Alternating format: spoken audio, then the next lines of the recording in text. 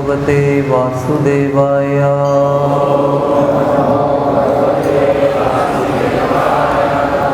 ओम नमो भगवते वासुदेवाय।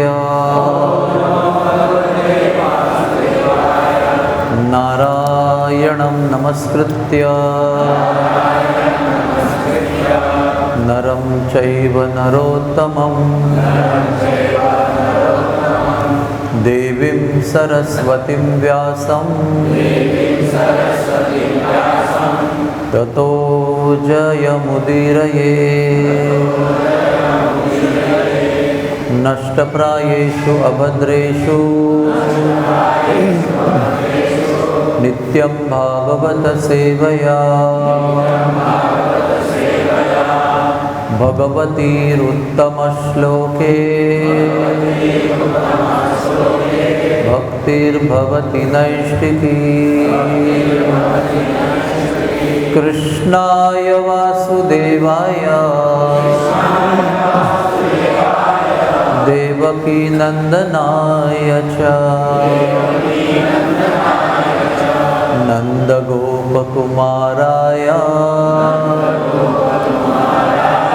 गोविंदाय नमो नमः। तप्तकांचन गौरांगी राधे वृंदावनेश्वरी वृषभानुसुते देवी प्रणमामि हरिप्रिये प्रणमामि हरिप्रिये प्रणमामि हरिप्रिये। हरे कृष्णा। तो आज हम श्रीमद् भागवत के तृतीय स्कंद से 27वां अध्याय से 18वां श्लोक पढ़ रहे हैं। यथा गंधश्च भूमेश्च न भावो व्यतिरेकतः अपां रसस्य च यथा बुद्धे तथा बुद्धेः परस्य च यथा गंधस्य भूमेश्च न भावो व्यतिरेकतः अपारसश्च यथा तथा बुद्धे परस्य च यथा गंधस्य भूमेश्च न भावो व्यतिरेकतः अपां रसस्य च यथा तथा बुद्धेः परस्य च यथा जिस तरह गंधस्य गंध का भूमेः पृथ्वी की च तथा न नहीं भावः अस्तित्व व्यतिरेकतः पृथक यानी अलग अलग अपाम जल का रसस्य स्वाद का च रसस्य स्वाद का च तथा यथा जिस तरह तथा उसी तरह बुद्धे है बुद्धि का परस्य चेतना या आत्मा का च तथा जिस प्रकार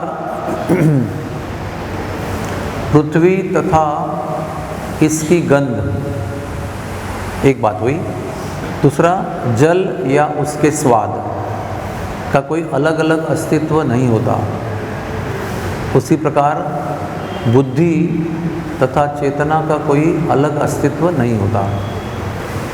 तात्पर्य में लिखा है, यहाँ उदाहरण दिया गया है कि किसी भी भौतिक वस्तु में गंध होती है, पृथ्वी फूल सभी में गंध होती है, यदि पदार्थ में से गंध को अलग कर दिया जाए तो पदार्थ की पहचान समाप्त हो जाती है।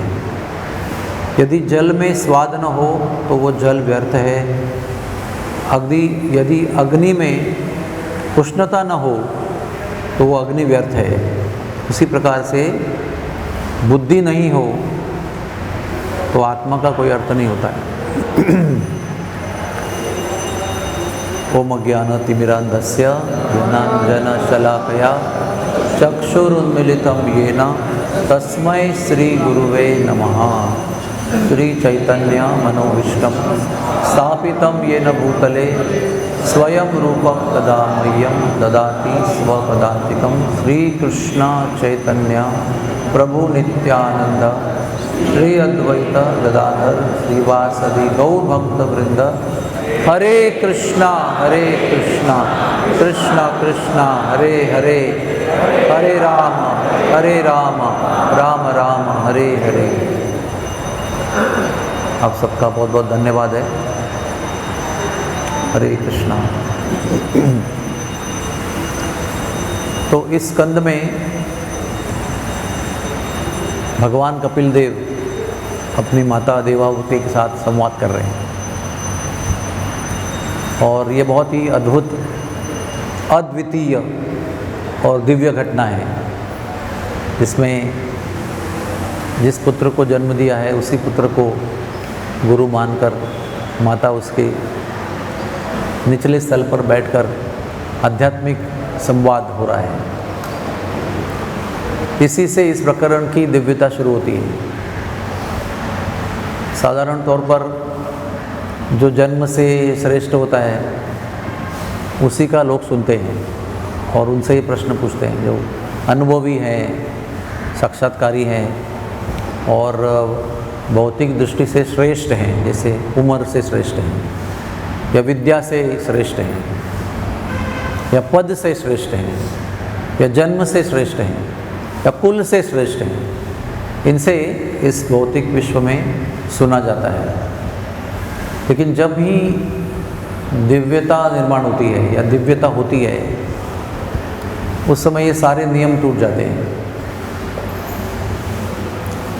साधारण स्थिति में माता बालक को कहती है, तुझे मैंने जन्म दिया है, तू मुझे क्या सिखाएगा? तुझे मैंने दिन रात साफ किया है। लेकिन उसी बालक के साथ अगर हमें आध्यात्मिक विद्या सीखनी है तो उसके लिए चरम नम्रता की आवश्यकता है और ऐसे नम्रता के बिना आध्यात्मिक शास्त्र का, ज्ञान का आदान प्रदान नहीं होता है। अगर वो माता पुत्र से भी नहीं सुन रही है, पुत्र माता से सुन रहा है या पुत्र पिता से सुन रहा है, ये नॉर्मल है। इसमें भी श्रोता की चेतना में अगर नम्रता है तो ही आध्यात्मिक ज्ञान का आदान प्रदान हो सकता है। साधारण स्थिति में भी अगर नम्रता नहीं होगी तो श्रेष्ठतम आध्यात्मिक ज्ञान प्राप्त हो रहा है फिर भी वो प्राप्त नहीं हो सकता है, क्योंकि नम्रता वो भाव है, नम्रता की वो स्थिति है जो दिव्य ज्ञान के साक्षात्कार के लिए बहुत आवश्यक है। पूरे श्रीमद् भागवत का जो कथन है वो इसी तत्वों पर आधारित है। सुखदेव जी भी देखा जाए तो 16 साल के बालक हैं और राजा परीक्षित पूरे भूमंडल के चक्रवर्ती सम्राट हैं, आयु से बड़े हैं, कुल से भी श्रेष्ठ हैं। और उससे भी बड़ी विशेष बात यह है कि उसमें सुखदेव जी के पिताजी भी बैठे हैं, जिनके द्वारा सुखदेव जी ने स्वयं भागवत का अध्ययन किया है। वो व्यासदेव जी भी बैठे हैं और व्यासदेव जी के गुरु महाराज नारद मुनि, जिनसे उनको साक्षात्कार प्राप्त हुआ है, वो भी वहाँ बैठे हैं। तो अगर वो कहते हैं कि ठीक है, अभी मेरा पोता या मेरा बालक कथा कर रहा है तो मैं जाता हूँ, उसको भी संकोच नहीं होना चाहिए जब मैं बोल रहा हूँ, बैठा हूँ। लेकिन वो सब लोग बैठे हैं और यहाँ तक कि उसमें कई ऐसे मुनि थे जो हजारों लाखों वर्ष के आयु के थे, वो भी वहाँ पर बैठे हुए। क्योंकि आध्यात्मिक जीवन में जो योग्यता होती है वो किसी भी भौतिक स्तर पर आधारित नहीं होती है। कुल, विद्या, पद, अधिकार, इसके ऊपर वो निर्भर नहीं होती है। आध्यात्मिक साक्षात्कार ये बिल्कुल विश्व के किसी भी नियम के परे है, तो दिव्य है। देखते हैं ना, अभी आजकल के ज़माने में तो 10 साल की लड़की, 10 साल का बालक भी भागवत कथा कर रहे हैं। कुछ ऐसे आचार्यों को जानता हूँ कि पिताजी के गोद में बैठकर 7 साल में कथा करते थे। मेरा परिचय है उनसे, क्योंकि वो पूर्व जन्म की जो सुकृति है, पूर्व जन्म में जितना भी आध्यात्मिक प्रगति की है, हो सकता है पिताजी से भी अधिक उन्नत होंगे वो, और योग भ्रष्ट होने के नाते बचा हुआ जो आध्यात्मिक उन्नति का कार्य है वो पूरा करने के लिए इसमें आए हो। और पिताजी से 50 गुना अधिक आध्यात्मिक साक्षात्कार में आगे हो। तो ये भौतिक विश्व का जो जन्म होता है या यहाँ की जो स्थिति होती है, एक कन्वीनियंस है, एक सुविधा है जिससे हम अपनी आगे की प्रगति कर सकें। लेकिन कभी भी हम जब शास्त्र का श्रवण करने के बैठते हैं तो शास्त्र का श्रवण करते समय वक्ता जो है वो मुझसे सीनियर है कि मुझसे जूनियर है, अरे ये तो मेरे सामने आया था, मैंने तो इसको प्रचार किया था, ऐसे सोचना बहुत गलत है। क्योंकि ये जो आसन है इसको व्यासासन कहते हैं, व्यासपीठ कहते हैं। ये वास्तव में हमारा आसन नहीं है, ये व्यासदेव का आसन है और उसमें केवल बैठकर व्यासदेव जी को बोलने का अधिकार है। लेकिन जब हम बैठते हैं तो वो व्यासदेव की कृपा है और व्यासदेव के प्रतिनिधि के रूप में बोलना है। और जितनी श्रोताओं में इस बात पर श्रद्धा है और जितने वक्ता को भी इस बात पर श्रद्धा है, उतना ही व्यासदेव उस वक्ता के माध्यम से बोलते हैं। ये मेरा मराठी में कहते हैं ना ठाम विश्वास, यानी ठोस विश्वास है इस बात का। क्योंकि इस आसन पर बैठने के बाद कभी कभी हमारे मुख से ऐसी बातें निकलती है जो हमने कभी सोची भी नहीं थी, ना कभी उसका नोट्स बनाया था, ना कभी पढ़ाई की थी, या कभी सोचा था कि बोलेंगे। तो तब समझ में आता है कि वक्ता मैं नहीं हूँ, वक्ता हम नहीं हैं, वक्ता व्यासदेव ही है। और व्यासदेव के मुख से कौन बोलते हैं? भगवान श्री हरि, श्री कृष्ण बोलते हैं। तो ये परंपरा ही ऐसे चली आ रही है और सब परंपरा के वक्ताओं को, आचार्यों को ये साक्षात्कार होता है और पता होना चाहिए कि बोलने वाले श्री हरि होते हैं। और वक्ता के मुख से क्या निकलता है? श्रोताओं की जो मुमुक्षुता है, जो जिज्ञासा है, जो इच्छा है, जो प्रश्न है, उसी प्रकार से वक्ता के मुख से बातें निकलती हैं। कभी कभी मुझे ऐसा अनुभव है कि मैं बहुत अच्छी तैयारी करके, बहुत ज़ोरदार मेरे हिसाब से प्रवचन की तैयारी करके जाता हूँ और उसमें से कुछ भी नहीं बोल पाता हूँ। कई बार ऐसे हुआ है, शुरुआत तक नहीं कर पाता हूँ, प्रस्तावना में ही पूरा समाप्त होता है काल। अभी भी ऐसे अनुभव हुआ, क्योंकि श्रोताओं का जो वर्ग है, उनकी जो चेतना है, उसी के अनुसार वक्ता के मुख से बातें निकलती हैं। और ये त्रिकालाबाधित सत्य है। इसलिए कभी भी हम कहते हैं ना कि नष्ट ओम नमो भगवते वासुदेवाय नष्ट प्रायेषु अभद्रेषु नित्यम भागवत सेवया, ये सब मंत्र बोलते हैं। इसका कारण ये है कि मैं बोलने वाला नहीं हूँ। व्यासदेव जी बोलेंगे, सुखदेव जी बोलेंगे, गुरु महाराज बोलेंगे, श्री कृष्ण भगवान बोलेंगे। इसलिए उन्हीं की कृपा लेकर, उन्हीं की कृपा याचना करते हुए ये प्रवचन को आरंभ करते हैं। क्योंकि जीव कितना भी प्रयास करेगा तो भी श्रीमद् भागवत की और भगवान की परिपूर्णता को नहीं पहुंच सकता।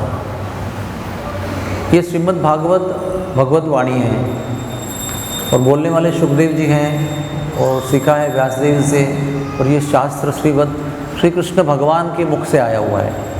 ब्रह्मा जी के हृदय से नारद मुनि के मन में, वहाँ से व्यासदेव जी के पास, वहाँ से सुखदेव जी के पास, और परंपरा में हमारे तक पहुँच रहा है। हम केवल प्रयत्न कर रहे हैं यथावत उसे कहने का, लेकिन जैसे हृदय की शुद्धि होती है उसी हद तक, सीमा तक व्यक्ति बोल सकता है। जितनी हमारी हृदय की शुद्धि नहीं है उसके परे हम नहीं बोल सकते, या जितना हमें अनुभव नहीं है वो नहीं बोल सकते, जितना अनुभव है उतना ही बोल सकते। इसलिए जब कथा होती है तो कथाकार को ये नहीं समझना चाहिए कि मुझे श्रोताओं के सब प्रश्नों का उत्तर आना चाहिए। कभी कभी नहीं आता है, तो उस समय कथाकार को प्रामाणिकता से बताना चाहिए कि मुझे इसके बारे में पता नहीं है, मैं अभ्यास करूँगा या वरिष्ठों से पूछूंगा और उत्तर देने का प्रयास करूँगा। क्योंकि पूर्ण प्रश्न और परिपूर्ण उत्तर तो केवल संपूर्ण साक्षात्कारी जीव ही दे सकता है, प्योर डिवोटी, शुद्ध भक्त। और बाकी हम जैसे लोग तो प्रयास कर रहे हैं, प्रयत्न कर रहे हैं कि इस विचारधारा से, इस दिव्य आध्यात्मिक विचारधारा से एक रूप होने का प्रयास कर रहे हैं, पैरेलल, कम से कम साथ साथ चलने का प्रयास कर रहे हैं। कोशिश हो रही है, प्रयास हो रहा है, सहज नहीं हो रहा है, मन भटक रहा है, फिर भी जीवन में अन्य समय पर, जैसे प्रवचन नहीं हो रहा है तब अन्य समय पर यह प्रयास होता रहता है कि इसी मार्ग में लगे रहे एक रूप होकर। तो देवाहुति नीचे बैठी हुई है माता जी, और कपिल देव जी भगवान व्यासासन पर बैठे हुए हैं। जब भी हम कोई भागवत का प्रसंग सुनते हैं ना, तो उसमें संवाद होता है, और किसी का संवाद कोई कह रहा है, और वो जो कोई कह रहा है वो सुखदेव जी बता रहे हैं कि मैत्रेय जी बोल रहे हैं, और मैत्रेय जी फिर ये दोनों का संवाद का वर्णन कर रहे हैं। तो हर समय एक प्रसंग होता है, एक स्थिति होती है जिसके बारे में श्रोताओं को पूर्ण अवगत होना चाहिए कि अभी क्या हो रहा है। अभी कपिल देव जी व्यासासन में बैठे हैं और माता जी नीचे बैठकर उनको प्रश्न कर रही है, और इसी बैकग्राउंड के साथ, पार्श्वभूमि के साथ हमें कथा का श्रवण करते रहना चाहिए। जितना प्रसंग से हम एकरूप होंगे भाव से, उतना उनको जो कहना है, यानी कपिल देव जी को जो कहना है, वो हमारे समझ में आने की संभावना है। और जितना हम शुद्ध होते जाएंगे उतना वही बात जो पहले सुनी थी वो हमको ज़्यादा समझ में आएगी। यही श्रीमद् भागवत का सत्य है। ये अभी 10वें स्कंद पूरा हो जाएगा तो फिर कभी एक बार 10 साल के बाद में यही प्रसंग वापस आएगा, और कोई और वक्ता उसमें बोलते रहेंगे, आप ही शायद उसमें सुनने के लिए बैठे होंगे। 10 साल में आपने बहुत सारी साधना की है, आपने कोई सारे दिव्य अनुभव लिए हुए हैं, आपको कुछ ठोस ऐसे अनुभव हुए हैं, और आपकी आध्यात्मिक उन्नति हुई है, और उस अधिक उन्नत स्थिति में आप भागवत सुन रहे हैं उसी बात को, तो आपको पहले से बहुत ज़्यादा अनुभूति प्राप्त होगी उसी श्लोक से। इसलिए तद्रूप होना बहुत ज़रूरी है, एक रूप होना बहुत ज़रूरी है।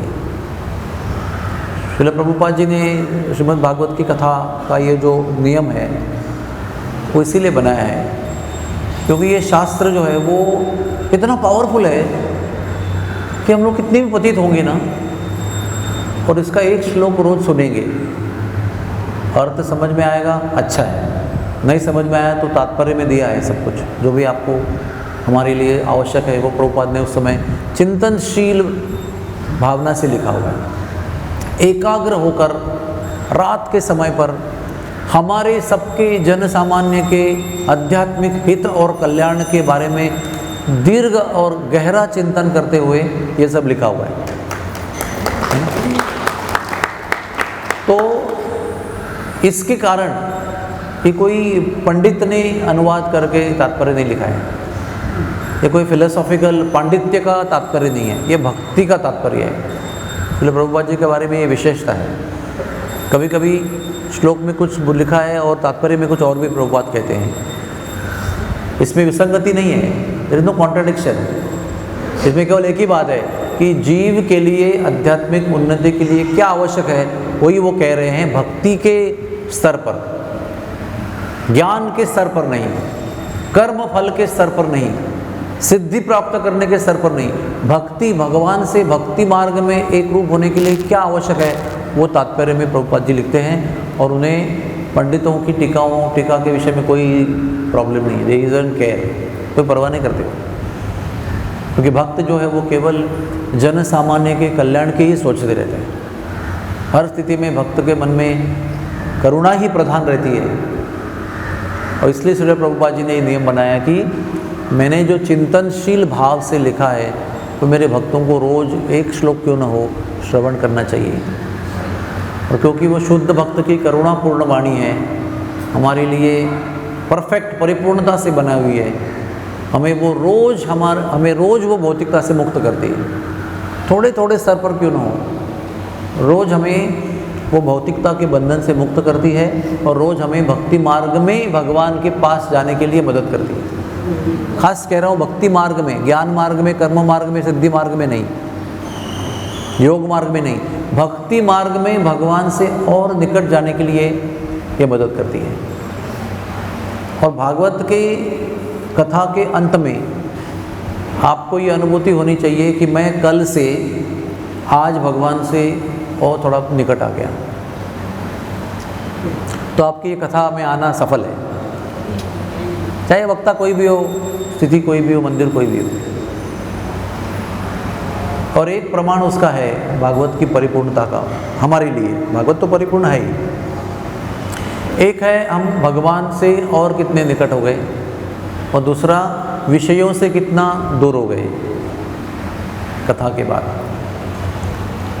दिव्य कथा की व्याख्या ही ये है जिसमें बैठने के बाद में विषयों से विरक्ति का अनुभव हो और भगवान से आसक्ति का अनुभव हो, उसी को सत्संग कहते हैं। अगर विषयों से विरक्ति न हो और भगवान से आसक्ति न हो तो वो कथा बहुत बढ़िया होने पर भी उसको अर्थ नहीं है। और ये सब हमारे ऊपर डिपेंड होता है। हो सकता है बोलने वाला व्यक्ति बहुत प्रयास करके बोल रहा हो, और श्रवण करने वालों की वो धारणा होनी चाहिए कि मैं यहाँ पर भगवान से अधिक आसक्ति बनाने के लिए बैठा हूँ, कथा सुनने के लिए, और विषयों से विरक्ति प्राप्त करने के लिए आया हूँ। मंदिर में आने का प्रयोजन ही है, चाहे मंगल आरती हो, जप हो, दर्शन आरती हो, गुरु पूजा हो, कीर्तन हो, चरणामृत लेना हो, प्रसाद पाना हो, ये सभी 64 कार्यों का एक ही प्रयोजन है, भगवान से अधिक आसक्ति, विषयों से अधिक विरक्ति। तो हर समय भक्तों को इस चिंतन में रहना चाहिए।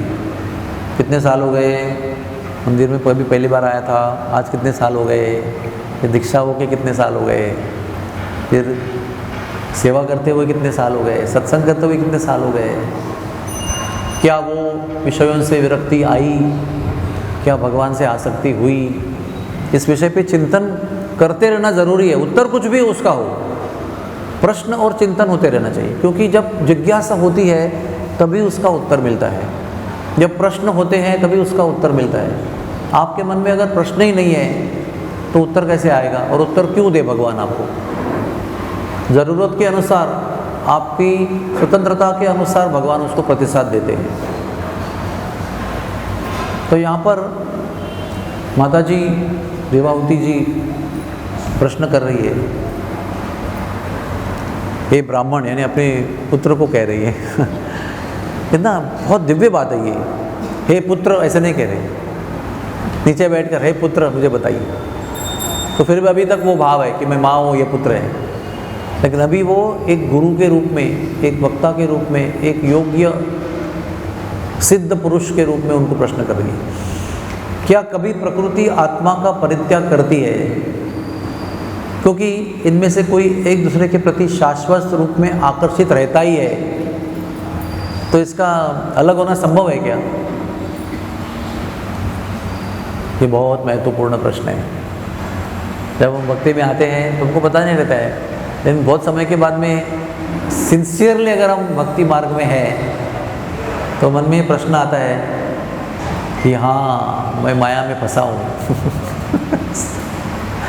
उसके पहले पता नहीं रहता है, इसका मतलब सब नॉर्मल है, एवरीथिंग इज़ फाइन, लेकिन मैं माया में फंसा हूँ ये भी आध्यात्मिक प्रगति का एक चिन्ह है, टू अंडरस्टैंड कि मैं फंसा हूँ।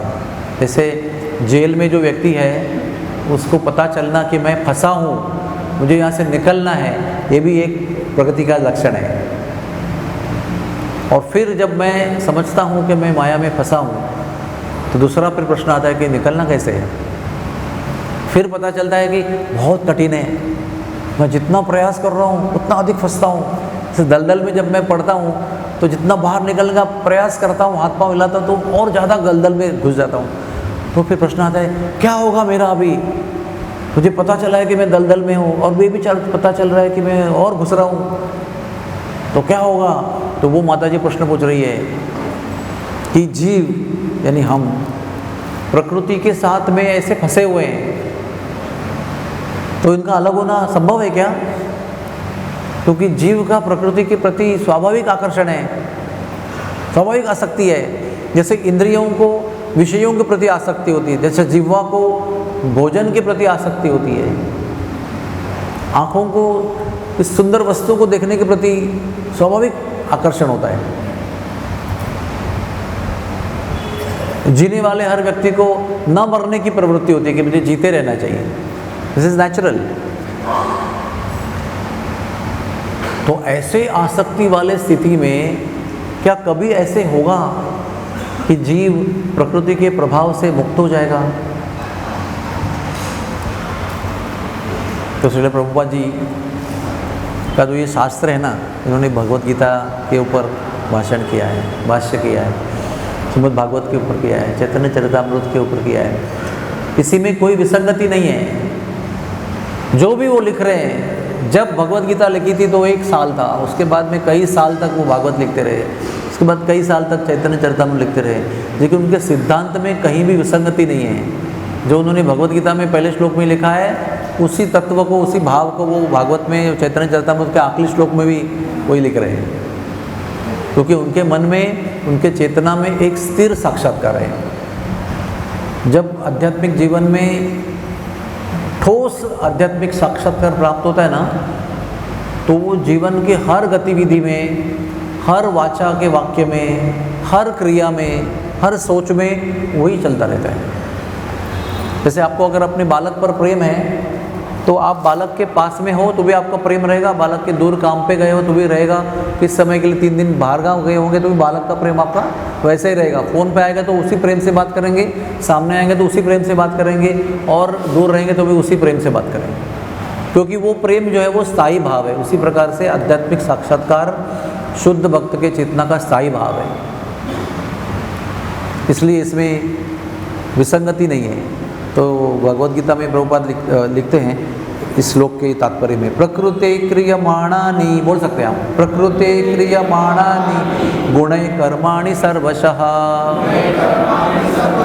अहंकार विमूढ़ात्मा कर्ताहम् इति मन्यते। तो ये जो प्रश्न किया है माता जी ने, इसके उत्तर में ये थोड़ा सा विवरण है इसके अंदर।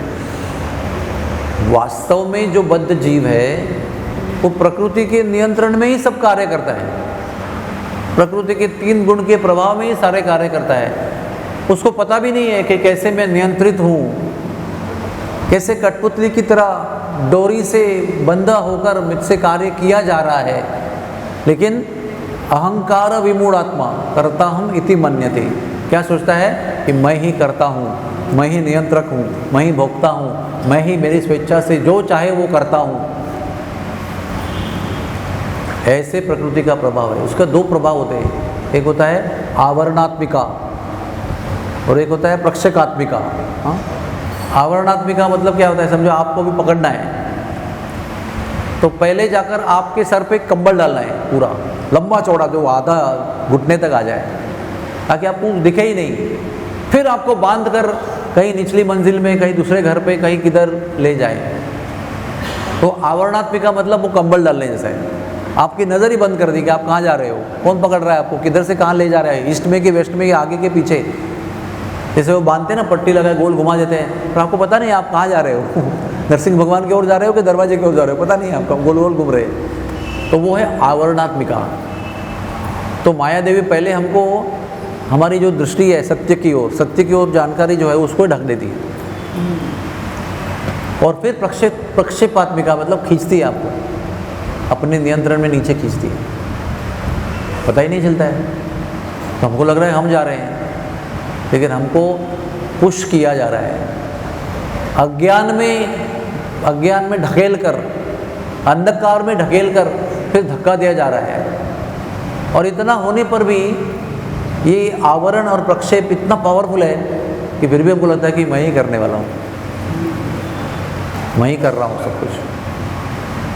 ईश्वरो अहम भोगी, मैं ही ईश्वर हूँ, मैं ही नियंत्रक हूँ, मैं ही मालिक हूँ, मैं ही भोक्ता हूँ, मैं ही प्रोपराइटर हूँ। तो ये एक बात हो गई कि ये जो प्रभाव है कितना गहरा है, इसको ये प्रभाव है ये भी समझना कृपा है। और शुद्ध भक्त के संपर्क में आए बिना ये अनुभूति भी नहीं हो सकती है जो होती है सब भक्तों को। यहाँ पर वो अनुभूति सबको है जो बैठे हुए हैं। आप लोगों को पता होना चाहिए कि समाज में जितने करोड़ों लोग रहते हैं उसमें 0.001% भी लोग आप जैसे नहीं हैं, और आप उनमें से सबसे विरला लोगों के संग्रह में हैं। इन सबको पता है कि मैं माया में हूँ, मुझे माया से बाहर निकलना है, मुझे और अधिक जप करना है, मुझे शुद्ध भक्त के संग में रहना है, मुझे ये वाणी को सुनते रहना है, निरंतर चेतो दर्पण मार्जनम साबुन लगाना है भगवान के नाम का, और भगवान के पास जाना है। कितने लोगों को ऐसी जिजीविषा है, लेकिन इस तीव्र इच्छा को और जानकारी को बनाए रखना है नित्यम भागवत सेवया के माध्यम से। तो इस प्रकार से श्रील प्रभुपाद जी ने यहाँ पर समझाया है कि भौतिक प्रकृति के साथ में खिलवाड़ नहीं कर सकते। अपने बल पर हम भौतिक प्रकृति को छोड़ नहीं सकते। तो इसके लिए अगला श्लोक आता है इसका उल्लेख प्रभुपाद जी ने किया है।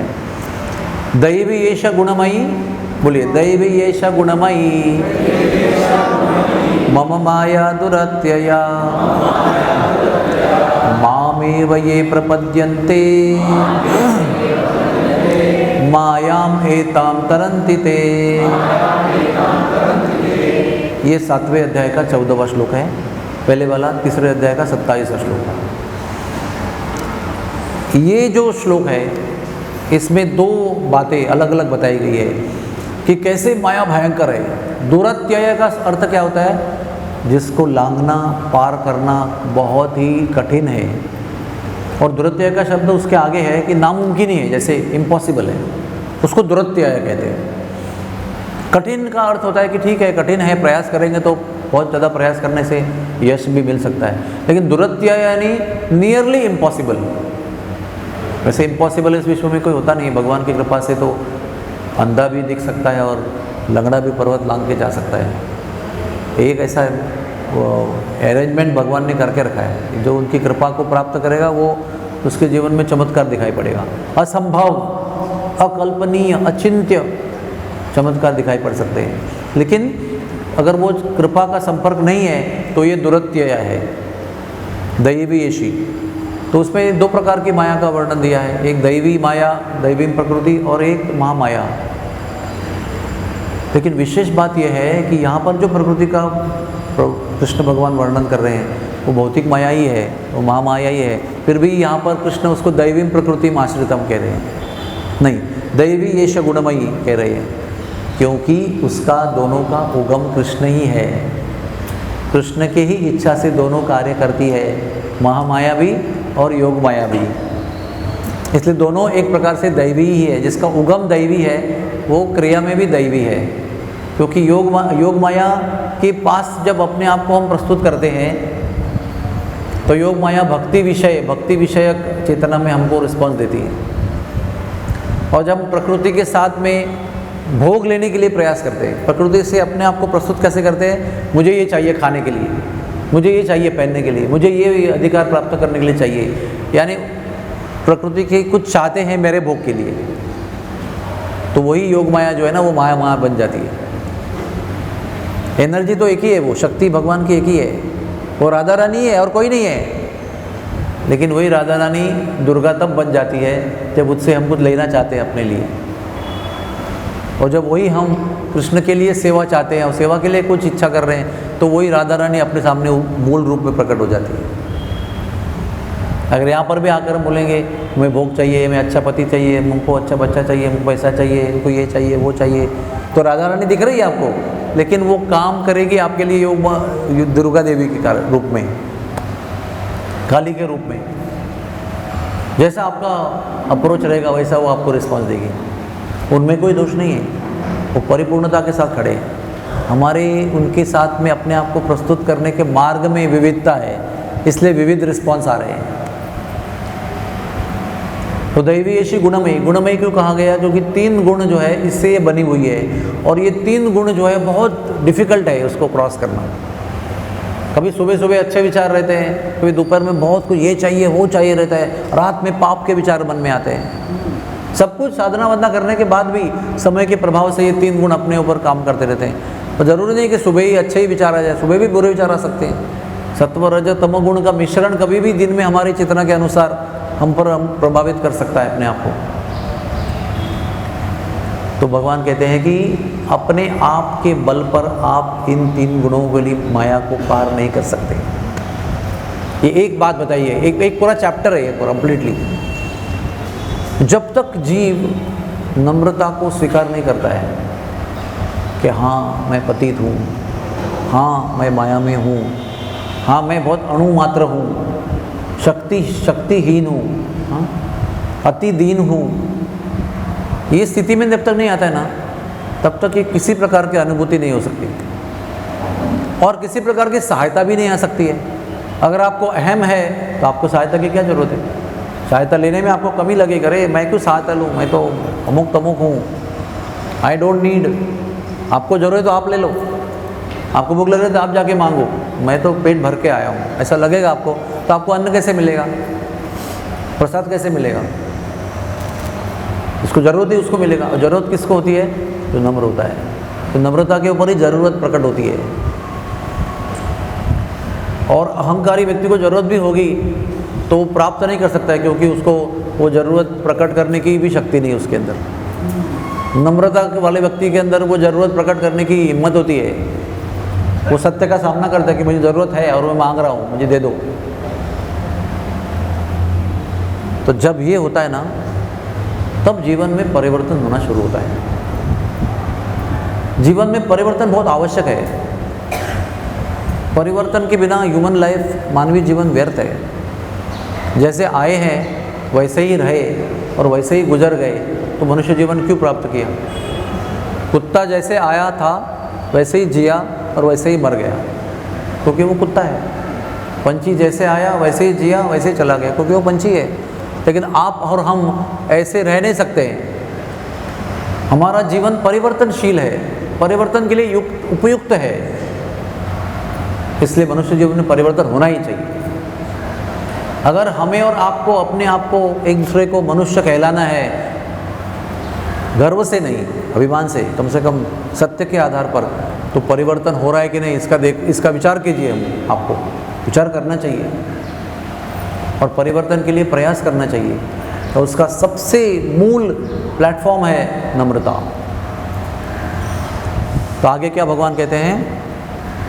माम एव ये प्रपद्यन्ते मायाम एताम तरन्ति। देखिए, इतनी कठिन बात पहले बताइए, इम्पॉसिबल बताइए, और उस बात को बहुत ही भगवान ने आसान कर दिया है। इसमें भगवान का जो व्यक्तित्व है ना, उसका दर्शन होता है। भगवान का व्यक्तित्व क्या है? भगवान का व्यक्तित्व आपको फ्रस्ट्रेट करने का नहीं है। कुछ लोग बहुत क्रूर होते हैं, है ना, भूखे व्यक्ति को ऐसा कुछ अच्छा खाना दिखाते हैं और ऐसा दूर लेके जाते हैं और हंसते रहते हैं, और वो आगे आते रहते हैं तो उसको ऊपर कर देते हैं। और बहुत ऐसे धनी लोगों के बच्चे गरीबों के साथ में खिलवाड़ करते हैं, तो क्रूर भावना के होते हैं। उनके दर्द पर उनको आनंद आता है, तो दुष्ट कहते हैं। लेकिन भगवान आपको एक कठिन स्थिति का वर्णन कर रहे हैं कि हम सब लोग फंसे हुए हैं और नामुमकिन है बाहर निकलना, तुरंत बता देते हैं, सस्पेंस रखते नहीं हैं कि इससे बाहर निकलना कैसे है। आप मुझे शरण में आ जाओ, माम एव, मुझे ही, मुझे नहीं, मुझे ही शरण आ जाओ। तो ये माया का जो पूरा प्रभाव और जाल और बद्धता जो है, उससे आप तुरंत निकल जाओगे। मैं अनादिकाल से ये उदाहरण देते आ रहा हूँ। अगर मुझे किसी के घर पे जाना है, मेरे दोस्त ने मुझे बुलाया, बहुत जिगरी दोस्त है, बहुत प्रेम करता है मुझसे, भोजन पे बुलाया है, 12 बजे का समय दिया है और मैं 11:15 को वहाँ पहुँच जाता हूँ और दरवाज़ा बेल दबा रहा हूँ, बेल का आवाज़ भी आ रही है, उसके बाद मुझे कुत्ते की भौंकने की आवाज़ आती है। जैसे बेल बजती है तो ज़ोर ज़ोर से कुत्ते की, और वो कुत्ते की जिस प्रकार की भौंकने की आवाज़ है, उससे मुझे पता चलता है कुत्ता कितना खूंखार है। I can understand. वो कितने साइज़ का है उसका इम्पोर्टेंट नहीं है, उसके ध्वनि में कितनी शक्ति है पता चलता है कि वो भारी है मुझे। फिर मैं वो कुत्ते को देखता हूँ और उसका भौंकने का तरीका भी देखता हूँ, तो मुझे और विश्वास होता है कि इसको मैं लांघ नहीं सकता, इसको टाल कर इसके साइड से मैं अंदर प्रवेश नहीं कर सकता, ये मुझ पर अटैक करेगा। और इस स्थिति में मैं निश्चित रूप से उससे कमज़ोर हूँ, क्योंकि वो मुझे अटैक करेगा तो मैं अपने आप को बचा नहीं पाऊँगा, कट तो जाऊँगा ही, वो काटेगा ही मुझे। मुझे काटने के बाद में रेबीज़ होगा, क्या होगा पता नहीं मुझे, और मैं उसे कुछ नहीं कर सकता। तो मैं क्या करता हूँ, मोबाइल निकालता हूँ और दोस्त को फ़ोन करता हूँ, अरे मेरे प्यारे दोस्त, मैं बाहर खड़ा हूँ, कब से बेल बजा रहा हूँ, दरवाज़ा खोलो, बीच में तुम्हारा कुत्ता है, चिल्ला रहा है, मैं कैसे अंदर आऊँ? अरे अरे अरे अरे कभी के जल्दी आ गए तो, अच्छा अच्छा ठीक है, कोई बात, अभी आता हूँ। आता है उधर, टॉमी बैठो उधर, हेड क्वाइटली, हेड उधर बैठो, करके बाजू में बैठ जाता है। इतना बड़ा कुत्ता इतना जोर से भौंक रहा है, क्या कहते हैं उसको, अशक्य, इम्पॉसिबल कर रहा है मेरा प्रवेश करना। वो ऐसा बैठ जाएगा और इत्मीनान से सीना तान कर हम अंदर जाएंगे। तो यही है, मालिक के या दोस्त के शरण के बिना उस कुत्तों के लांघना इम्पॉसिबल है। मालिक की शरण ग्रहण करते ही वो इम्पॉसिबल चीज़ आनंद से आप नाचते हुए जा सकते हैं, उसको नज़र मिलाते हुए, चिढ़ाते हुए जा सकते हैं। तो मेरे पे चिल्ला रहा था ना अभी चिल्ला रहा था, तो अभी क्या चिल्लाएगा, चुप बैठ वहाँ पर, अभी मन में कह रहे हैं तो मालिक का हाथ पकड़ के उसे गले मिलकर जा रहे हैं, वो भी बड़े आदर से दिख रहा है कि मेरा मालिक का दोस्त है। यही प्रिंसिपल है भक्ति में। माया देवी जो है वो उसी कुत्ते की तरह है, जब तक कृष्ण का सहारा नहीं है तब तक वो आपको फंसा के रखी हुई है, उसको लांघ नहीं सकते हम। लेकिन जिस दिन ये अनुभूति के साथ, नम्रता के साथ हमने स्वीकार कर लिया कि हमें उनकी शरण में जाना है, मायापति के शरण में जाना है, उसी दिन से हम रिहा होना आरंभ हो जाता है। Our freedom starts. अभी प्रभुपाद जी इसमें एक बहुत सुंदर श्लोक लिखा है, वो श्वेताश्वतार उपनिषद से है, 4.10। बोलिए, मायां तु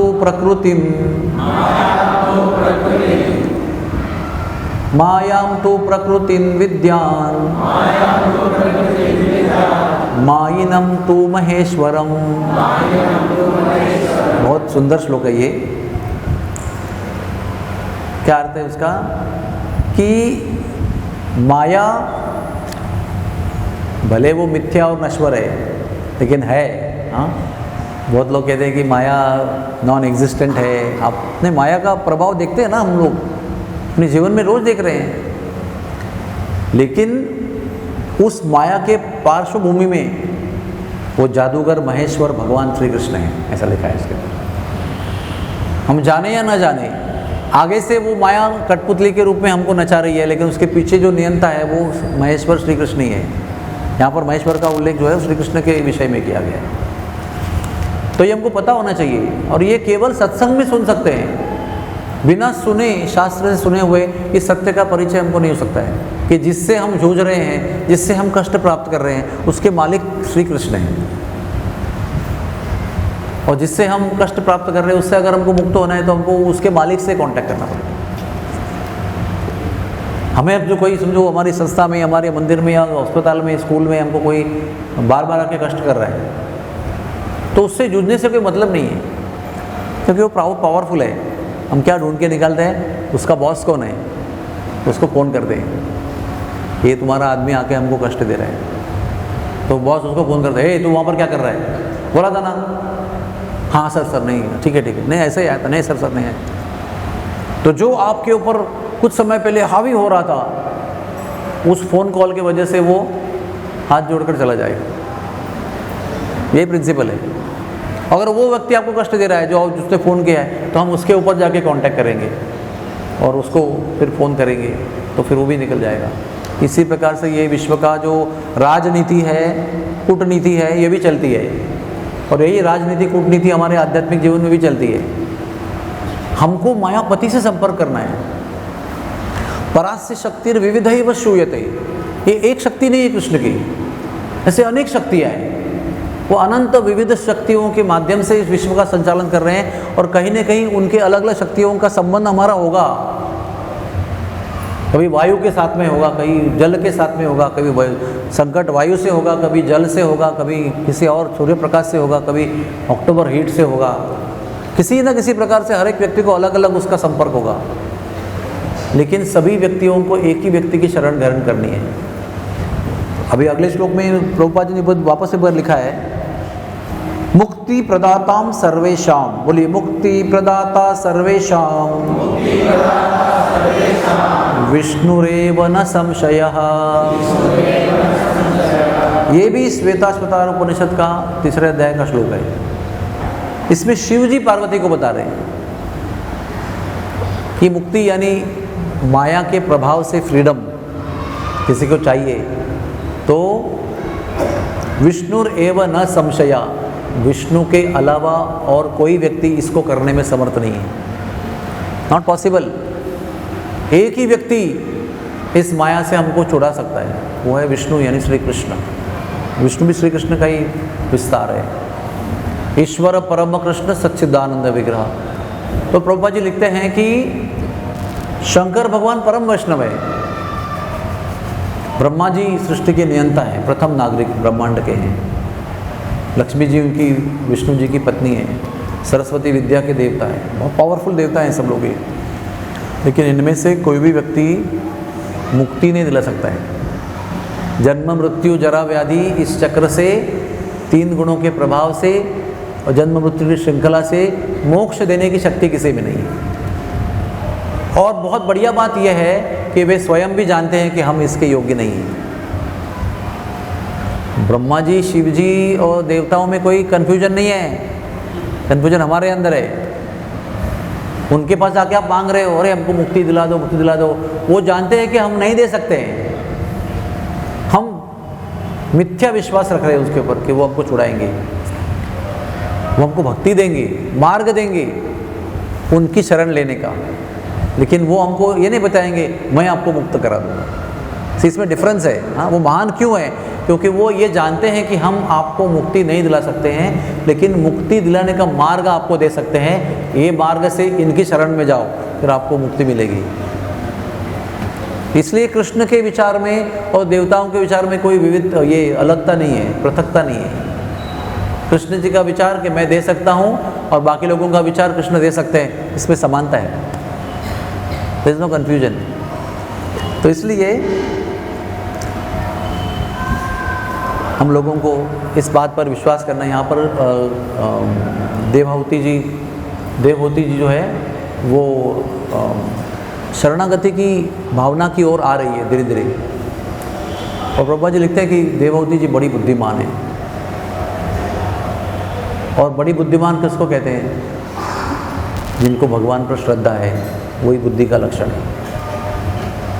जिनको भगवान पर श्रद्धा है वो बुद्धि का लक्षण है, और भगवान के श्रद्धा के आधार पर विचार करते हैं, उस बुद्धि को कहते हैं सद असद विवेक बुद्धि।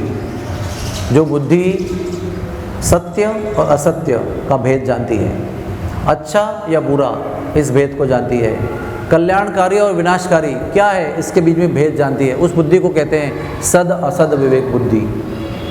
यानी असत्य क्या है और सत्य क्या है, क्या करना चाहिए और क्या नहीं करना चाहिए, किसके शरण में जाना चाहिए, किसके शरण में नहीं जाना चाहिए, ये जो विचार देती है उसको सद असद विवेक बुद्धि कहती है। और सद असद विवेक बुद्धि केवल भगवान के शरणागति के मार्ग पर स्थित जो लोग हैं उनको ही प्राप्त होती है। विश्व में जो लोग हैं वो उनका IQ हमारे आप से टेक्निकल ज़्यादा होगा, लेकिन वो बुद्धि उनके मुक्ति के लिए सहायता नहीं करती है और दुनिया में फंसाने के लिए सहायता करती है, क्योंकि वो आपको केवल भौतिकतावादी कार्यों में भी संलग्न रहने के लिए उत्साह देती है, भोग के लिए प्रवृत्त करती है, भोग कैसे अधिक लिया जाए उसको प्रवृत्त करती है, उसको सद असद विवेक बुद्धि नहीं कहते। जिस समय हम भगवान के नाम का जप करते हैं उसी क्षण से हमारे अंदर सद असद विवेक बुद्धि आना आरंभ होता है। और देवाहुति तो इतनी श्रेष्ठ माता जी है, कुल से, जन्म से, माता पिता की दृष्टि से, जीवन कार्य की दृष्टि से, हर दृष्टि से उसने राजपुत्री स्वयंभू मनु की पुत्री होने पर भी एक जंगल के फकीर के साथ विवाह किया था, केवल आध्यात्मिकता देखकर, शरणागति के भाव से। तो उसके अंदर ठोस से भरी हुई है ये सद असद विवेक बुद्धि, इसलिए वो ऐसे प्रश्न कर सकती है जो हम सब जीवों के लिए कल्याणकारी है। तो इस श्लोक के अनुवाद में लिखा है कि जैसे पृथ्वी और पृथ्वी के द्वारा निर्मित फूल फल जिसमें गंध होता है, वो गंध और वो पृथ्वी में अंतर नहीं होता है। बारिश आए तो पृथ्वी से भी गंध आती है और पृथ्वी के द्वारा जो निकलते हैं फल फूल उनसे भी विविध गंध आता है। तो वो अलग नहीं है, वो सेम है। सेम वस्तु अलग अलग विविध प्रकार से हमारे सामने प्रस्तुत हो रही है। गंध तो एक है लेकिन वो गुलाब के माध्यम से अलग रूप में प्रस्तुत हो रहा है, आम के रूप में अलग प्रस्तुत हो रहा है और चंपा और मोगरा के रूप में अलग प्रस्तुत हो रहा है। लेकिन गंध आ रहा है पृथ्वी से, वो जैसा पेड़ है उसके माध्यम से वो अलग अलग गंध प्रस्तुत कर रहा है। और उस पुष्प से आप वो अगर साइंटिफिकली प्रक्रिया करके वो गंध निकाल देंगे तो वो पुष्प किसी भी काम का नहीं है। उसी प्रकार से अभी आप ध्यान से सुनिए जो आज के श्लोक में एक वाक्य दिया है तो हमारे लिए कितना समर्पक है। अगर हमारे अंदर सद असद विवेक बुद्धि नहीं है तो हमारे अस्तित्व का कोई अर्थ ही नहीं है। अगर अग्नि है और उसमें प्रकाश और उष्णता नहीं है, हाँ, धान्य को पकाने के लिए वो मदद नहीं कर सकता है। अग्नि है लेकिन वो आप रखा है पानी, उसके ऊपर दाल डाल के दाल पकती नहीं है, तो अग्नि का क्या मतलब है, उसको बंद कर देंगे आप। उसी प्रकार से अगर सद असद विवेक बुद्धि हमारे जीवन में नहीं है तो हमारा मनुष्य होना निरर्थक हो गया, यूजलेस हो गया। तो किसी भी प्रकार से सभी मनुष्य जीवों को ये सद असद विवेक बुद्धि प्राप्त करने के लिए प्रयास करना है और उसके लिए केवल एक ही मार्ग है, भक्ति मार्ग। कर्म फल का मार्ग से सद असद विवेक बुद्धि आएगी इसकी गारंटी नहीं है, क्योंकि उसमें कुछ फल की अपेक्षा है। वो मिलेगा तो हैप्पीनेस, नहीं मिलेगा तो दुख, है ना। पैसे कमाए तो मैं जलेबी खाऊंगा, पैसे कमा के भी जलेबी नहीं मिलेगा तो मेरा पैसा कमाना वेस्ट। लेकिन क्योंकि ध्यान जलेबी के ऊपर है। और ज्ञान मार्ग में क्या है, मुझे मोक्ष चाहिए, मुझे मोक्ष चाहिए, मुझे वो चाहिए। किसी से प्रेरित है, हम किसी इच्छा से प्रेरित हैं। और सिद्धि में क्या प्रेरित है कि मैं चमत्कार चाहिए, मैं भी किसी के मन के अंदर क्या चल रहा है वो पढ़ने के लिए योग्य होना चाहिए। आप क्या सोच रहे हो, मुझे पढ़ने को आना चाहिए, या मैं हाथ लगाऊंगा डॉक्टर के रूप में तो मरीज ठीक होना चाहिए। ये ऐसे चमत्कार की अपेक्षा करते हैं। तो कभी सोचते भी हैं कि मैंने हाथ लगाया पेशेंट ठीक हो गया। पेशेंट ने बोला भी कि सर आपको देखते ही मैं आधा अच्छा हो जाता हूँ। तो आपको लगता है हाँ सही में मैं ग्रेट हूँ, देखो मेरा दर्शन इतना पावरफुल है, मुझे देखते ही मरीज़ को आधा अच्छा लगता है। फिर दवा तो आधा काम कर देता है, लेकिन आधा काम तो पहले ही मैं कर देता हूँ। इसे कहते हैं अहंकार विमूढ़ात्मा, करता हम इति मन्यते। लेकिन जब हम भक्ति मार्ग में आते हैं, भक्ति मार्ग किसी स्वार्थ से प्रेरित नहीं होता है। भक्ति मार्ग में ये बाकी तीन मार्ग में अंतर क्या है, कर्म कांड, ज्ञान कांड और सिद्धि कांड, ये तीनों में हम केंद्र स्थान में होते हैं। मैं, मेरे लिए कर्म का फल चाहिए, मुझे मोक्ष चाहिए, मुझे सिद्धि चाहिए, मैं भगवान का उपयोग कर रहा हूँ, उनका नाम ले रहा हूँ, उनके लिए अनुष्ठान कर रहा हूँ, लेकिन मुझे चाहिए, I am the recipient, I am the भोक्ता। और भक्ति मार्ग एक ऐसा ही एक ही मार्ग है जिसमें हम भगवान को भोक्ता बनाते हैं और खुद उस सिंहासन के उठते हैं और भगवान को उसमें बिठाते हैं। तो सिंहासन किस चीज़ का है? भोक्ता, नियंता, हाँ, यानी एंजॉयर, प्रोप्राइटर एंड कंट्रोलर, ये तीन का जो सिंहासन है अभी हम उस पर बैठे हुए हैं। जब स्वेच्छा से समझबूझ के साथ हम उतरते हैं और भगवान को वहाँ स्वेच्छा से बिठाते हैं तो भक्ति आरंभ होती है। और फिर जो भी आगे होता है वो केवल भगवान के लिए होता है। मुझे इसका क्या काम मिलेगा? मैं सुबह आके मंगल आरती किया भगवान का तो मुझे क्या मिलेगा? मैं ये गुरु जी की सेवा की तो मुझे क्या मिलेगा? मैं ये किया तो मुझे वहाँ प्रसाद मिलेगा। मैं आके डीटी किचन में सॉरी डीटी किचन में जाके कुकिंग किया तो मुझे वहाँ प्रसाद मिलेगा। ये सारी अपेक्षाएं नष्ट हो जाती है, नष्ट होनी चाहिए। अगर हमारे अंदर वो अभी भी है तभी हम कर्मकांड में ही है। या ध्यान रखना, आप मंदिर में आकर किचन में भगवान के लिए राजभोग बना रहे हैं, लेकिन आपको लगता होगा कि ये जो मैंने बनाया है या जो उसने जो बनाया है वो मुझे महाप्रसाद में एंड में मिलना चाहिए, ऐसा हम सोच रहे हैं तो हमारी भक्ति नहीं हो रही है, कर्मकांड ही हो रहा है। उसी कर्म के फल के ऊपर हम आसक्त हैं, उसी के लिए वो कर्म कर रहे हैं। लेकिन निस्वार्थ भाव से अगर हम वो कुकिंग कर रहे हैं, मिले नहीं मिले ठाकुर जी की इच्छा है, देना देंगे, एक दिन का देंगे नहीं देंगे उनकी इच्छा है। जल आ गया एक बूंद, भगवान को भोग लिया हुआ महाप्रसाद को पी लिया, संतुष्ट हो गए। नहीं भी दिया तो ठीक है। कई भक्त ऐसे हैं जिनके घर में 15-15 डीटीज है और मैं जानता हूँ उनके घर में 6-6 आइटम मंगल भोग में बनते हैं, लेकिन वो माता जी कई सालों से नियम से वो 6 मंगल भोग कभी भी ग्रहण नहीं करती है महाप्रसाद के रूप में, सबको बांट देती है। जो आने जाने वाला है, जो भी है, कोई जो भी आ रहा है जा रहा है वो सबको वो बांट देती है, कभी भी उसको ग्रहण नहीं करती है। उसका भाव क्या है कि 100% भगवान आपके आनंद के लिए है।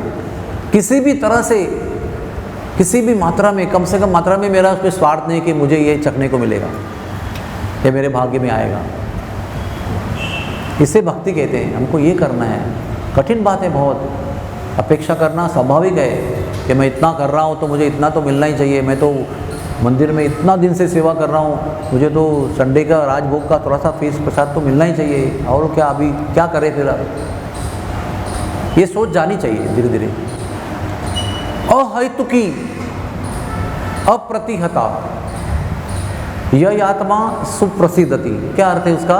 जब ये अहेतुकी होगा तभी ही हमारी आत्मा परम संतुष्ट हो जाएगी, सेटिस्फाइड हो जाएगी, निरपेक्ष हो जाएगी, और अधिक निरपेक्ष हो जाएगी। जब तक हेतु मन में होता है दुख बना रहता है, इट इज़ ऑलवेज देयर। क्योंकि जो स्वार्थ आपके मन में है वो नहीं पूरा हुआ तो दुख होगा आपको। अरे मैंने सोचा था मुझे वो मिलेगा लेकिन नहीं मिला, क्या फ़ायदा, कब से बोल रहा हूँ फिर भी देने मिल रहा है। ये वो दे रहा है कि नहीं दे रहा वो बात अलग है, लेकिन हम जब तक इच्छा रख रहे हैं तब तक असंतुष्टि हमारे अंदर बनी रहेगी। तो इसलिए भक्ति मार्ग में आने के बाद ही ये परिपूर्ण शरणागति हो सकती है। भक्ति मार्ग में ही हम सीख सकते हैं, कर्मकांड के मार्ग में शरणागति नहीं सीख सकते हैं, क्योंकि अपेक्षा बनी रहती है। अपेक्षा के होते हुए शरणागति नहीं हो सकती। भक्ति मार्ग में ही अपेक्षा से निवृत्ति हो सकती है। इसलिए भक्ति मार्ग श्रेष्ठ है। योगी नाम अपि सर्वेशाम मदगते अंतरात्मना। सारे योग अच्छे हैं, जो मैं मुझसे ही आपको जुड़वाते हैं, कोई प्रॉब्लम नहीं, सब योग अच्छे हैं। जो जो मुझे जोड़ रहा है वो अच्छा होता है, लेकिन इन सारे मुझे जोड़ने वाले योगों में से भक्ति योग श्रेष्ठ है। मदगते अंतरात्मना, जो योग मुझे आपको मेरी अंतरात्मा से जोड़ देता है पूरे समर्पण भाव से, वो सर्वश्रेष्ठ है। अर्जुन, उसी को तुम स्वीकार करो। तो वो कहता है अरे मैं तो धनुष्य बाण लेके युद्ध में खड़ा हूँ, खून खराबा होने वाला है, चीख मृत्यु, हाथ पांव टूटने वाले हैं, ऐसे भयंकर स्थिति में मदगते अंतरात्मा मैं कैसे करूँ? How to do it? तो कहते माम अनुस्मर युद्ध च। अभी रोटी बना रहे हो मंदिर में आकर तो बहुत आसान है भगवान के लिए विचार करना। कुछ अरे भगवान के लिए, भगवान के मंदिर में, भगवान के किचन में, पीछे इतने सुगंध वाले वातावरण में, उनके दिव्य अस्तित्व के वातावरण में मैं उनके लिए ही रोटी बना रहा हूँ, तो सोचना आसान है कि आप है मैं हूँ, आपका हमारा संबंध है प्रेम का। लेकिन जहाँ युद्ध में गर्जना हो रही है और चीखें हो जा रही है, मृत्यु दिखाई पड़ रहा है, खून खराबा हो रहा है, मांसों का टनों में वहाँ पर निर्माण हो रहा है, उसमें कैसे करें? इसका अर्थ ये है कि विकट स्थिति में कैसे करें। अनुकूल स्थिति में हो रहा है, विकट में कैसे करें? निकले भगवान कह रहे हैं मेरी स्मृति बनाए रखो,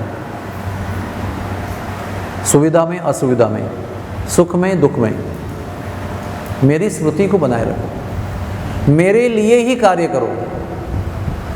क्या वो श्लोक है? मन मना मद भक्तो भव मद भक्तो, मन मना भव मद भक्तो मद याजी माम नमस्करो। 4 चीज़ें उसके अंदर। मन मना यानी मेरे मन से मुझसे एक रूप हो जाओ। इसका अर्थ क्या हुआ? मेरा विचार करो, मेरी स्मृति बनाए रखो, चिंतन करो मेरे ऊपर। मन मना भव मद भक्तो, मेरा भक्त बनो, यानी मेरी सेवा करो। मद याजी, मेरे लिए त्याग करो, जो भी कर रहे हो मेरे लिए ही करो। सबसे इंपॉर्टेंट बात यह है किसके लिए कर रहे हो, उनकी सेवा में भी कार्य किसके लिए कर रहे हो? सुस्वार्थ के लिए कर रहे हो कि उनकी संतुष्टि के लिए कर रहे हो? ये भी बहुत इंपॉर्टेंट है। प्रयोजन क्या है?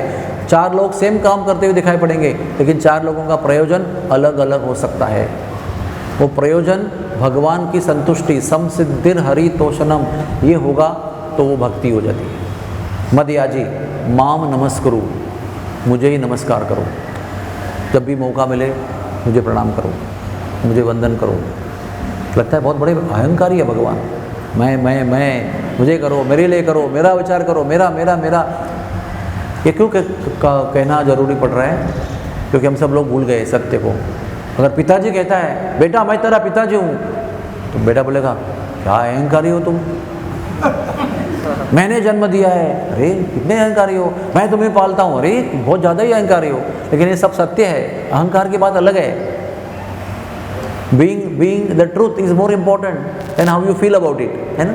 आपको क्या लगता है वो इम्पोर्टेंट नहीं है, सत्य इम्पोर्टेंट है। और सत्य यही है कि हम भूल चुके हैं, इसलिए भगवान बार बार याद दिला रहे हैं। वो एक प्रकार की भगवान की नम्रता है। अहंकारी होने की प्रतिमा बनेगी भगवान की, इसके रिस्क लेने पर भगवान बता रहे हैं आपको कि मैं हूँ। अगर बेटे को पिताजी बताने में संकोच कर रहे हैं कि मैं तुम्हारा पिता हूँ, तो उसको लग सकता है कि कोई और मेरा पिताजी होगा, मुझे ढूंढना चाहिए। अगर इस मन में दुविधा आ गई ना, बालक को तुरंत बताना चाहिए बेटा ढूंढने की जरूरत नहीं, मैं तुम्हारा पिता हूँ। मतलब प्रूफ क्या है? माताजी को पूछो, माताजी बताएगी कि मैं तुम्हारा पिता हूँ। तो वहीं पर वो सर्च खत्म हो जाता है, उसका भटकना समाप्त हो जाता है। नहीं तो वो भटकता रहेगा, ढूंढते रहेगा, सब लोगों को पूछता रहेगा आप मेरे पिताजी हो क्या, आप मेरे पिताजी हो क्या, आप मेरे पिताजी हो क्या। कितना फनी लगेगा वो। और सब लोग हंस रहे हैं कि मैं तो नहीं, लेकिन मुझे पूछ रहा है।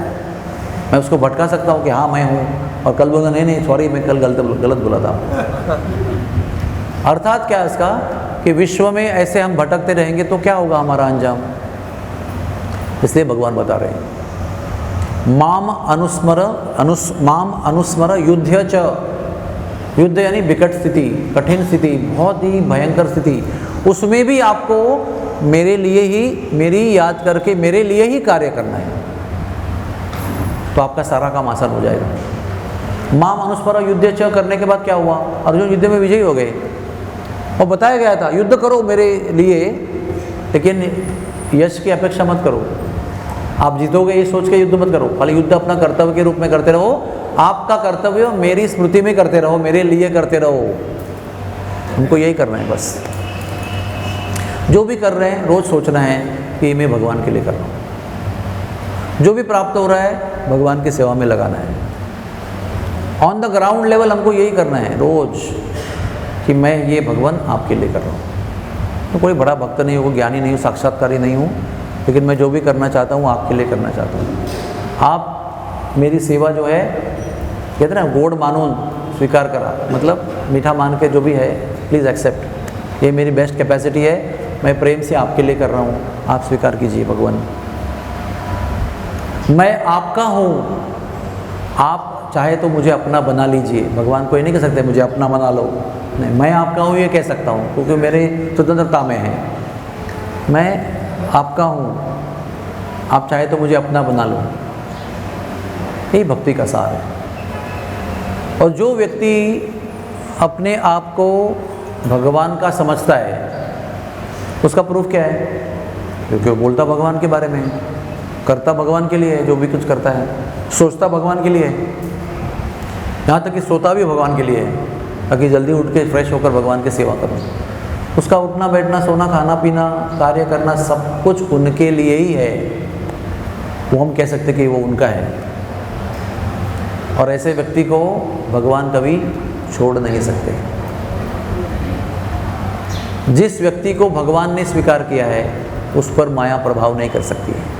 ये देवावती माता जी के प्रश्न का उत्तर अभी आगे मिलेगा आपको, आगे श्लोकों में यही उत्तर है उसका। जब उनकी शरण कोई ग्रहण करता है ना, रामायण में भगवान ने कहा है उसके लिए वो क्या करते हैं। किसके प्रसंग में? जब विभीषण जी आकाश में खड़े हैं, रावण से अपमानित होकर वो निकल गए वहाँ से, 4 लोगों को लेके आए और राम जी के शरण में आने का प्रयास कर रहे हैं। अपनी दिव्य विद्या, जो मायावी विद्या है, उसके वजह से आकाश में खड़े हैं और प्रपोजल भेजा है कि मैं आना चाहता हूँ। और यहाँ पर बड़ी महा मीटिंग हो रही है, क्या करें इनका? सब लोग बोल रहे नहीं मत लो, ये राक्षस का, शत्रु का भाई है, ये उनका चाल है, ये उन्होंने ये सब नाटक बना के भेजा है कि मैं ठुकरा गया हूँ और आपके शरण में आना चाहता हूँ। ये सब नाटक है। आपके अंदर आकर, आपके अंदर के गुट में बैठकर पूरा जानकारी लेकर वो अपने भाई को देगा और फिर आप पर आक्रमण करके हम हार जाएंगे सब लोग। एक एक अनुभवी योद्धा है, जाम्बुवंत जैसे, तो सब लोग यही बोल रहे हैं मत लो। भगवान, अगर आप मेरी लाइफ चाहते हो, मुझे पूछ रहे हो, मेरा कहना है मत लो इसको, किसी भी कीमत पर मत लो। एक बार ये अंदर आ गया, इसको बाहर निकालना मुश्किल होगा और हमारा पराजय वहीं से आरंभ होगा। सबको पूछने के बाद में आखिरी बार हनुमान को पूछा, हनुमान जी आपका विचार क्या है? ये ना संतों की मैनेजमेंट की स्टाइल है, भगवान के द्वारा आई हुई है वो। संत लोग जब भी कुछ निर्णय लेना चाहते हैं तो वो सबको पूछते हैं, लेकिन उनके मन में एक बात फिक्स होती है कि उनको क्या करना है। वो केवल आपकी राय जानना चाहते हैं कि मेजॉरिटी ओपिनियन क्या है, लेकिन वो जिस बात पर उनको पूरी श्रद्धा है, निष्ठा है और वो जन कल्याण में सर्वश्रेष्ठ है, वो बिना हिचकिचाहट के वो लोगों के मत के विरुद्ध भी वही करते हैं, क्योंकि उनको इस बात पर निष्ठा होती है कि जो मैं सोच रहा हूँ वो सबके कल्याण में है। भगवान अभी सबको पूछ रहे हैं, आखिरी हनुमान को पूछ रहे हैं। तो हनुमान ऐसे एक ही व्यक्ति निकले जिन्होंने कहा इसको लो। अभी सब लोग देख रहे हैं हनुमान को, चौंक कर रहे, हम सब लोग क्या बोल रहे हैं, हनुमान जी कुछ अलग ही बोल रहे हैं। क्या उसका बोलता है, बेसिस क्या उसका बताओ? मतलब मैं जब लंका गया था जलाने के लिए, तो एक ही जगह थी पूरे लंका में, राक्षस के राज्य के बीच में, जहाँ पर राम नाम जप हो रहा था, जहाँ पर इतना साहस किसका हो सकता है? रावण के नगरी के बीच में बैठकर राम नाम का जप, आंगन में तुलसी और पूरे दीवार पे सब जगह पर राम राम राम लिखा हुआ है। यहाँ तक कि मैं वो देखकर, उसकी ध्वनि सुनकर मैं खींचता चला गया तो देखा तो विभीषण महाराज अंदर बैठकर राम नाम जप कर रहे हैं, आपका नाम जप कर रहे हैं। एक तो होती है श्रद्धा और निष्ठा, एक होता है साहस, कितनी हिम्मत है उसके अंदर। ऐसे भाई के राज्य में बैठकर राम नाम ले रहा है, तो भाई आता भी है, अरे क्या कर रहे हो तुम, मेरे शत्रु का नाम ले रहे हो, और सब घर पे राम का नाम लिखा है। तो कितना चतुर होता है भक्त। विभीषण कहता है नहीं भैया, तो मैं आपका ही नाम ले रहा हूँ। कैसे? रा यानी रावण, मैं यानी मंदोदरी आपकी पत्नी, दोनों का शॉर्ट फॉर्म उच्चारण कर रहा हूँ। कितनी भी बुद्धि कब आती है? भगवान की शरणागति से आती है, तत्काल प्रेजेंस ऑफ माइंड, तुरंत उत्तर दिया। तो वो सब वर्णन किया, तो ये जेन्युइन आदमी है, ये आपके प्रति भक्ति करने वाला व्यक्ति है। अभी तो लात मारा इसलिए नहीं आ रहा है, वो पहले से आपका भक्त है, पहले से रावण को सलाह दे रहा है, इनकी शरण लो, इनकी वाइफ को वापस कर दो, आपका हित नहीं है, आपका नाश होगा। ये पहले से यही बोल रहा है, अकेला व्यक्ति बोल रहा है, सबके खिलाफ एक ही व्यक्ति सत्य की बात कर रहा है। तो फिर भगवान उस समय फिर अपना फाइनल ओपिनियन है था ना, वो एक्सपर्ट फाइनल जजमेंट दे रहे हैं। वो कह रहे हैं कि मेरी शरण में विभीषण आ रहा है। अभी ये क्या बोला भगवान के, हमारा आज का हमारा लास्ट डिस्कशन है। प्रभु रामचंद्र कहते हैं कि जो व्यक्ति एक बार आकर मुझे कहता है कि मैं आपका हूँ, तव अस्म इति, मैं आपका हूँ, उसका बड़ा सुंदर श्लोक है। एक बार तव अस्म इति तवास्मिति कहकर प्रपन्नम मेरी शरण में आता है, मैं उसे कभी भी नहीं भूलता। चिरंतन काल तक, जब तक निर्माण है, सूरज है, चांद है, जब तक जीवन है, तब तक मैं उसे नहीं भूलता, भले वो मुझे भूल जाए। एक बार कहने से मैं उसकी रक्षा करता हूँ, उसके हित की रक्षा करता हूँ, उसके जीवन की रक्षा करता हूँ, उसके कल्याण की रक्षा करता हूँ। और कहते हैं विभीषण तो आ गया, मैं शरण तो उसको दूंगा ही, क्योंकि शरण चाहता है। रावण भी आएगा ना तो भी मैं माफ़ करूँगा उसको भी शरण दूंगा। तो सब लोग चौंक गए, क्योंकि भगवान कैसे हैं ना हमारे। वो विभीषण को लाया उन्होंने, तो शरणागति हो गई, दंडवत प्रणाम किया और बोला मैं आपके शरण में हूँ, मुझे स्वीकार कीजिए। तो तुरंत उन्होंने उनका अभिषेक करा दिया। आप अरे पहले ही क्या बोला उनको, हे लंकेश। वही तो लंका का ईश तो बनना बाकी है, उसको अभी युद्ध होना बाकी है, अभी जीतेगा, फिर बाद में राजा बनेगा। तो लंकेश के रूप में संबोधन किया और वहीं पर उसका राज्याभिषेक कर दिया, यानी प्रॉमिस कर दिया कि आप लंका के राजा होंगे।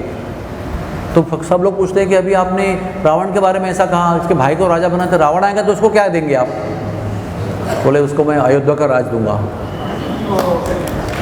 अरे अयोध्या में तो भरत जी बैठे हुए हैं, उनको पर अन्याय करेंगे आप, उनको क्या देंगे? वो भी आपके शरण में है। विभीषण आया, फिर तथाकथित रावण शरण में आया, तो आपने दोनों को उसको योग्य काम दे दिया। वो तो पहले शरण में आपके, तो उसको मैं वैकुंठ का राज्य दूंगा। तो प्रभु फिर आप क्या राज्य करेंगे? आप कहाँ जाएंगे? तो मैं भक्तों के हृदय में जाके रहूँगा। कैसे हमारे प्रभु है, देखिए आप, शरणागत वत्सल, भक्त वत्सल, शरणागत वत्सल, परात्पर भगवान हमारे प्रभु रामचंद्र श्री कृष्ण हैं। एक बार कहने से हम बड़े बड़े जंजाल से मुक्त हो सकते हैं, एक बार कहने से। अभी आप इस कथा के बाद या अभी के अभी राधा गिरधारी को देखकर, जगन्नाथ को देखकर, गौर निताई को देखकर एक बार बोल दीजिए, मैं रोज़ बोलता हूँ जब भी आता हूँ तभी, कि मैं आपका हूँ, कृपया मुझे अपना बना लीजिए। कि वही सबसे बड़ी सुरक्षा का एक साधन है, वही प्रेम का साधन भी है, माया से बचने का साधन भी वही है, जीवन की यश का साधन भी वही है, परम कल्याण का साधन भी वही है कि भगवान मैं आपका हूँ, पतित हूँ, टूटा फूटा हूँ, यूजलेस हूँ, लेकिन मैं आपका हूँ, आप मुझे स्वीकार कर लीजिए। क्यों नहीं स्वीकार करेंगे? क्योंकि वो जानते हैं सब लोग इस स्थिति में हैं। हम जब बोलते हैं तो वो प्रवृत्त हो जाते हैं लेने के लिए। हम वैसे ही हैं लेकिन बोलते नहीं हैं, तो वो क्यों ले हमें? वाई यू शुड एक्सेप्ट अस? ज़रूरत क्या है? आपको ज़रूरत है, उनको ज़रूरत क्या है? जब हमें ज़रूरत होती है तो फिर वो पूरी करते हैं। तो आइए, देवावती माता जी का ये जो प्रश्न है उसके उत्तर को हम आत्मसात करें। लेट अस इम्बाइब दैट भाव। फिर हमें भगवान की शरणागति लेनी है। शरण और शरणागति, इसमें क्या अंतर है? शरण तो हम सब है माया के, everybody is under the control of maya. आगति यानी हम जानबूझकर ये समझ रहे हैं कि मुझे अभी ये शरण छोड़कर भगवान के चरणों में आगति लेनी है। शरणागति में क्या कहते हैं? इंडिपेंडेंस है, independently I am accepting the shelter, उसको शरणागति कहते हैं। वरना शरण तो सारे जीव हैं, हम सब भक्त, तथाकथित भक्त, तथाकथित अभक्त, जानवर, पंछी, जितने भी जीव हैं, प्रकृति, सब भगवान के शरण ही है, भगवान के शरण में ही कार्य करती है। लेकिन आगति से क्या होता है? हमारी जो स्वेच्छा है उसमें सम्मिलित हो जाती है, और जब हमारी इच्छा से हम वो स्वीकार करते हैं शरण, तो भगवान हमें एक्सेप्ट कर लेते हैं। इसलिए शरणागति होना ज़रूरी है। स्वेच्छा से भगवान की शरण ग्रहण करना ये सबसे बड़ी बुद्धिमानी है, ये कमज़ोरी नहीं है, ये शक्तिहीनता नहीं है, ये सबसे बड़ी शक्ति है। क्योंकि वो सबसे बड़ी शक्ति क्यों है? क्योंकि सबसे बड़े शक्तिमान व्यक्ति को वो अपना बना लेती है, तो हमारे हो जाते हैं सबसे बड़े शक्तिमान। एक बार सबसे बड़े शक्तिमान व्यक्ति को हमने अपना बना लिया, तो और 50 लोगों के साथ मिलना ज़रूरी है क्या? आपको हर जगह दस्तखत देना, अप्लाई करना ज़रूरी है क्या? कोई ज़रूरी नहीं है। एक व्यक्ति की शरण ग्रहण करो, बस पूरा जीवन सफल हो जाएगा एक ही झटके में। बार बार ठोकर खाने की ज़रूरत नहीं, 10 जगह जाकर 10 एप्लीकेशन लेकर। अकामो सर्व कामो व मोक्ष कामो व उदारिदी, बहुत सारी इच्छाएं हैं, या तो कुछ भी इच्छा नहीं है, या तो मोक्ष की इच्छा है, या तो कुछ भी है, कुछ भी हो, एक ही व्यक्ति के पास जाओ, गिड़गिड़ाओ उनके चरणों में, और अपना अर्जी देने के पहले ये बात ज़रूर करो कि मैं आपका हूँ। देखिए राधा रानी की वो पोजीशन है, वो एक ही व्यक्ति ऐसी है जो स्वयं कृष्ण है। बलराम जी कृष्ण का विस्तार है, लेकिन राधा रानी कृष्ण का विस्तार नहीं है। राधा रानी स्वयं कृष्ण है, कृष्ण स्वयं राधा रानी है। चंद्रावली उनका विस्तार है, ललिता उनका विस्तार है। तो ये वास्तविकता है कि वो कृष्ण के स्वामी हैं। राधा रानी का एक नाम है कृष्णेश, और ये सत्य है। इसलिए चंद्रावली कहती है कि मैं उनकी हूँ, और राधा रानी कहती है कि वो मेरे हैं।